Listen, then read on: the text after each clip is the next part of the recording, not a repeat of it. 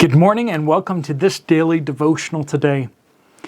We're going to see one of the 12 apostles is going to be martyred today in this Bible study, and we're going to be seeing the effects after that as Peter is arrested and how the church begins to pray for him and all that happens because of that.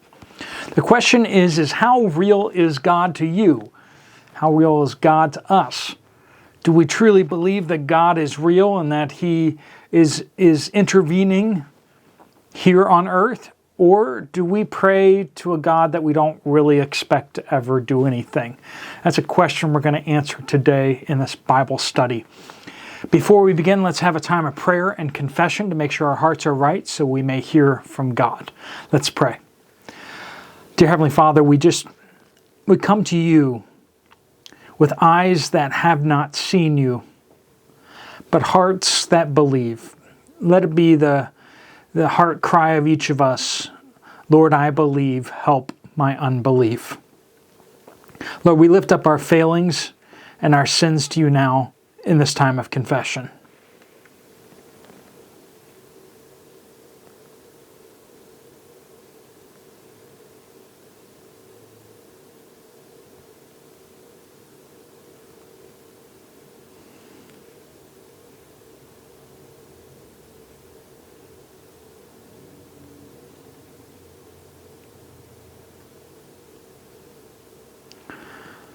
Lord, we confess ourselves as sinners, unrighteous, unworthy.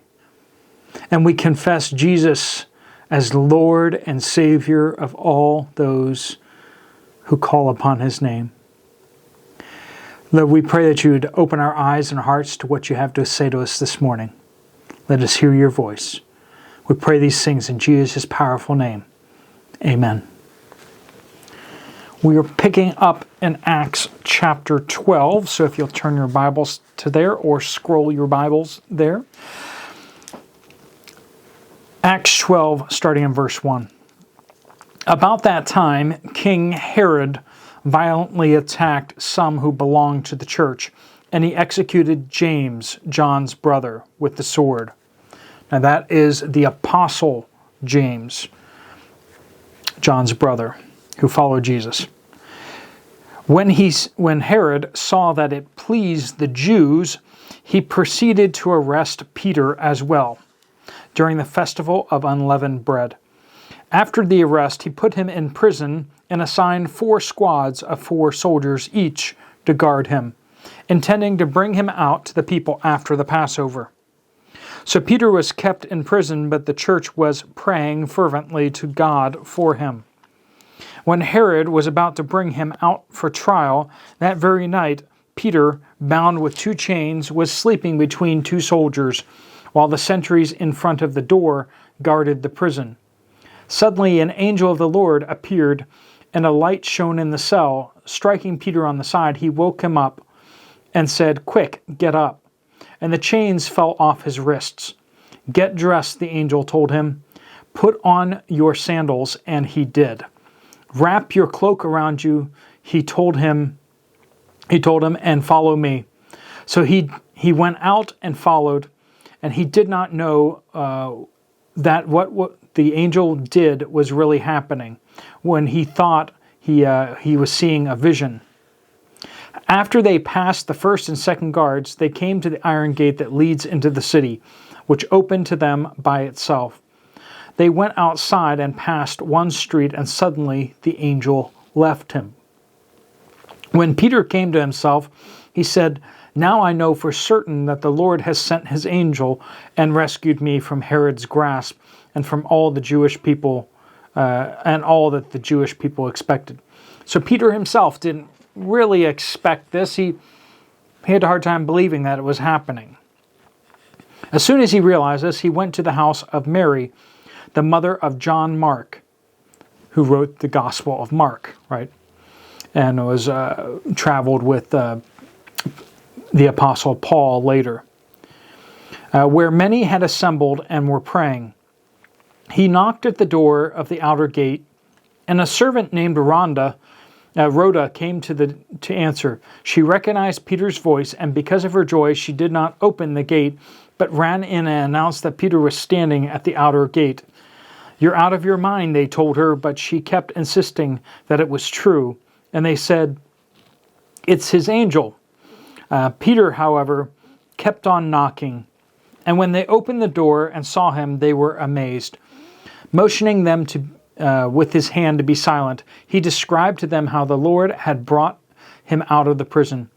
"Tell these things to James and the brothers." Now he's speaking of James, the brother of Jesus here, who was basically the leader of the church of Jerusalem. We kind of see that from tradition, but also we see that hinted at in a number of places in Scripture. "Tell these things to James and the brothers," he said. And he left and went to another place. At daylight, there was a great commotion among the soldiers as to what had become of Peter. After Herod had searched and did not find him, he interrogated the guards and ordered their execution. Then Herod went down from Judea to Caesarea and stayed there. So we see both Peter wasn't really expecting to be saved, and the people who were praying for him did not really expect him to show up at the door either. And yet, they prayed. Do you find yourself like that sometimes, where you're going through the motions even though you're not sure that's really going to do anything? How gracious God is that He meets us where we are. And sometimes when we're uttering that, "Lord, I believe, help my unbelief," honestly, He hears that and He meets us. And that's what He does here. Peter is discouraged and he is afraid, and he does not really expect to be saved. God did not spare the Apostle James. He was murdered for his faith, and Peter was about to be as well. When we see here that Herod, why was he even doing this?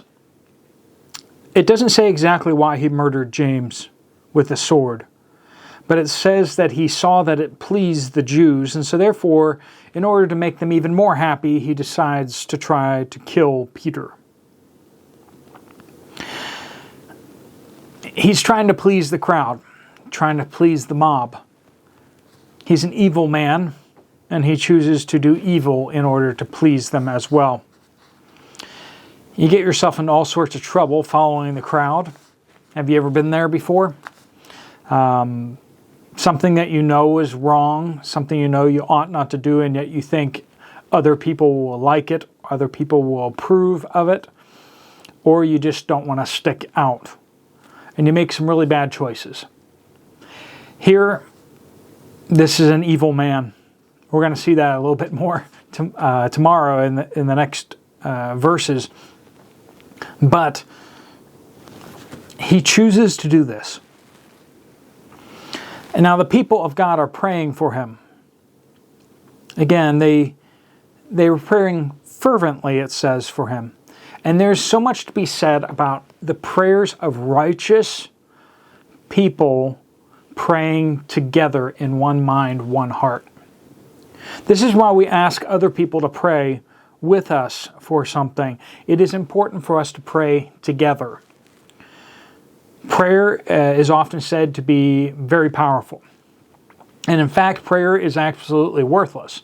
Prayer does absolutely nothing for us. But it moves the heart of God.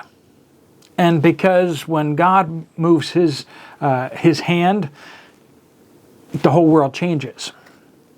God says that He will hear the prayers of righteous men and women, that He will hear when we pray together. And so because of that, the foolishness of praying we do because God promises to hear and to listen and to answer. Now the answer isn't always yes. Sometimes we're going to be James and God's going to say no, and we're going to die. Other times we'll be Peter and God will rescue us. Is that because Peter was more righteous than James? Is it because the church prayed more fervently. It doesn't say that. It doesn't say that. But what we do see is that they did pray fervently for Peter, and God chose to respond with a yes to them. What we must trust is that when God answers our prayers, He will give us whatever is best for us to make us like Jesus and to reach the world with the gospel. For as a believer, we are promised already to be healed. We're always going to be healed. The question is whether it's going to be here and now or whether it's going to be at the resurrection. In Jesus, we have healing. In Jesus, we have resurrection. In Jesus, all of our prayers will be answered with yeses, but not in this life necessarily. And yet we pray in the hopes that God will answer our prayers with yes here and now. Have you ever met someone or had some people pray and you ask them to pray for a specific thing, whether it's an illness or a sickness or some difficulty, and you ask them to pray to make it go away? And they prayed and they prayed and they prayed, but they never asked God for the healing. They never asked God for the thing that was requested. Friends, don't be afraid to ask God for big things. Don't be afraid to ask God for small things. Don't be afraid to ask God for things that you're not sure if He will say yes to. How much do we love each other? Do we love each other enough to ask for things that we don't know if God's going to answer yes to? We should. If someone is in prison, it is wise and right to pray that they be released. Also pray that if it's God's will for them to stay in prison, that they be encouraged, that they be strengthened, that they be given opportunities to share their faith. But go ahead and pray that they get released. Go ahead and pray that God deliver them, because maybe God will say yes. Don't be afraid to press somebody on that. If a pastor or a leader, or you ask them to pray for healing and they pray but they don't ask for healing, ask them afterwards, could you please pray again, but pray that I be healed of this. And if they say, well, we don't know what God's will is, you say, yes, you don't know what God's will is, so please ask if perhaps it be His will. We don't have to be mean about it, but let us be compassionate for others and actually pray for them. Pray those crazy prayers that maybe don't seem fair. Why would God let all these other people die and yet release this one? Thank God that the early church, did not think that way. They did not say, well, God wanted James to die, so surely Peter is supposed to die too.